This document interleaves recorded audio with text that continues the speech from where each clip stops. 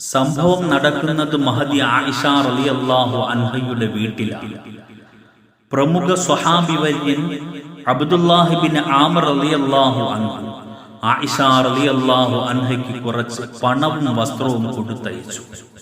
ഫഖാലത്ത് ലിറസൂലി യാ ബുനയ്യ ഇന്നി ലാ അഖ്ബലു മിൻ അഹദിൻ ശൈഅ.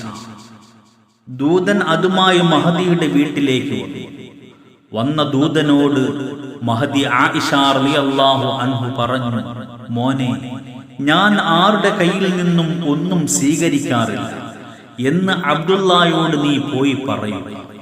ഫലമ്മാ ഖറജ ഖാലത് റുദ്ദൂഹു അലൈഹി ഫറദ്ദൂഹു ഫഖാലത് ഇന്നി ദകർതു ശൈഅൻ ഖാലഹു ലി റസൂലുള്ളാഹി സ്വല്ലല്ലാഹു അലൈഹി വസല്ലം. ദൂതൻ മടങ്ങിപ്പോയപ്പോൾ മഹദി അടുത്തുണ്ടായിരുന്നവരോട് പറഞ്ഞു, നിങ്ങൾ അയാളെ തിരികെ വിളിക്കുക.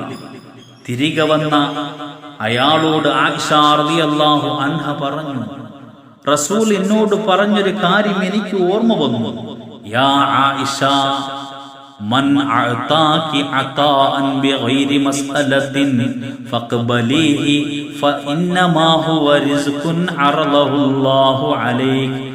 ആയിഷ, നീ ആഗ്രഹിക്കാതെയും ചോദിക്കാതെയും വല്ലവരും നിനക്ക് വല്ലതും തന്നാൽ നീ അത് സ്വീകരിക്കണം, കാരണം അത് അല്ലാഹുവിൽ നിന്നുള്ള സമ്മാനമാണ്.